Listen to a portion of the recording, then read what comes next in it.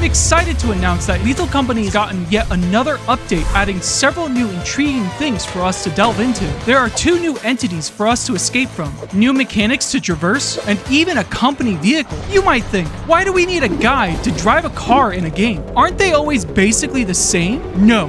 You're dead wrong. This is an absolute death trap. When me and my friends first played this update, we were excited to see the new things and jumped at the chance to get the truck. When the truck was delivered, it was just like if we were to get supplies. Just be careful, as it's much larger than the shuttle and it might give you a good squish. And don't be like us. Read the instruction manual. See, now the instruction manual is essential for you to keep your lives when operating this motor vehicle. So just make sure, even if you don't check the instructions, at least put the car into drive before starting the car. But this isn't the only annoying thing about the car, since it's so big and difficult to run, and navigating it to the ship is a whole journey in itself. Though be careful and read the instructions yet again, because if you don't, you miss out on how to attach the truck to your ship and will leave it behind. What a heartbreak it is after so much effort getting it to the perfect position just to abandon it like that. I can't emphasize enough just how important this scraggly looking instruction manual is. But also, do note if you run into objects often, it can cause the car to get set on fire. So sometimes it might just be best to leave the car behind if there are large obstacles in the way. That also includes monsters and other dangerous things. There are actually 2 new entities within this update. The Kidnapper fox is the monster that spawns outside. This creepy looking guy looks like roadkill gone zombie, and it wants revenge. This deadly pancake can only be spawned if there are vein shrouds around. Vein shrouds have a 20% chance to grow more every time you visit the planet. Vein shrouds can be identified by their red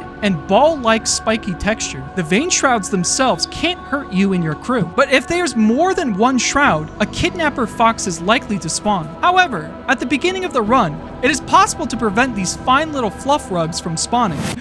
Fluff rugs? There is now a new item called the Weed Killer. It's pretty self-explanatory. It just kills the plants that cause the Kidnapper foxes to spawn. But if they do happen to spawn, how do we deal with them? Once these fluff bags spawn, they will hide in the bushes waiting for their prey. They don't like to kill out in the open, so they can be hiding until you get into their range. It'll latch onto you with their long tongue and drags you into the vein shrouds to finish you off. Once the player reaches the Kidnapper fox's nest, it'll instantly kill the player by ripping off their head. To save you, if one of your teammates hits the tongue, it'll cause them to let go, but it can grab onto them quickly after. So watch out from behind you. Even if you stay away from the vein shrouds, keep an eye out, as the Kidnapper foxes actually roam around the moons and can even be near or in your ship. Our suggestion is to move the furniture to make a little cubby to hide behind if one of these furballs wants to give your head a little hug. But that's just the outside dangers. There's another new entity that only spawns inside. The barber looks like someone's abandoned clay animation project. This blue blob, despite its appearance, is actually a bit dangerous, as it holds a pair of scissors. They're just like the baboon hogs, as they spawn in groups of 2. However, the barbers have a leader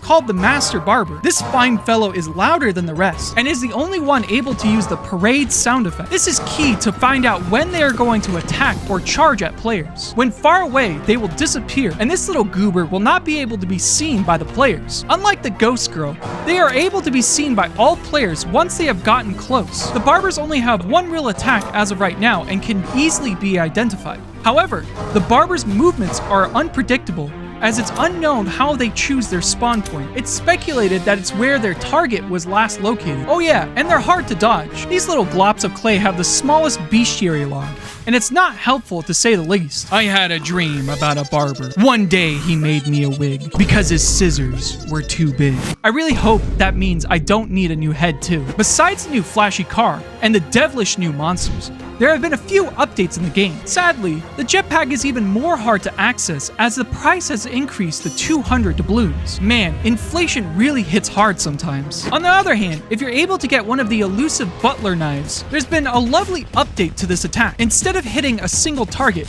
you can hit several, causing it to be more powerful than before, which might actually make it worth the horrible trouble to get it. Or Or maybe not. There have also been some map changes in the game. Artifice's day timer has decreased from 20 to 15, causing it to be easier to traverse through during the day. And it's also safer inside, as monsters will tend to spawn in later as well. Embryon's scrap minimum and maximum were changed from 11 and 15 to 14 and 16. This isn't the best change, and it might be rare to still choose it over many other planets because how dangerous it still is. But the scrap changes might make it more worth the journey, especially if you're curious about the old birds. But I'd still recommend you skip this planet. Dine's monster spawn rate is now more balanced, and instead of a heavy gradual spawn, dip, and a spike at the end of the day, it's just a nice and even gradual uptake in monsters. And I guess it's easier to predict how many monsters should be spawning. Rend is a bit safer and can no longer spawn the Earth Leviathan, which is quite nice as it's incredibly hard to see it in the snowstorms to begin with, let alone just being on the watch out for the little speck they spawn in the circle around you. You'd really only have sound to defend yourself against this beast on the snow maps. But with the map changes, there is also quality of life changes, such as the trees and visibility bug. Before, trees wouldn't help you hide from forest giants. Now, trees on all maps should give you cover to hide behind. Another fix for the forest giants is that when they would spawn, they would instantly kill players who are above their spawning locations. Another fix is when protecting yourself from monsters. Your damage with weapons is now consistent and will be easier to determine when things are going to die. Another damage bug with the baboon hawks was that they would still be able to damage players when stunned or even dead. But now there is no need to fear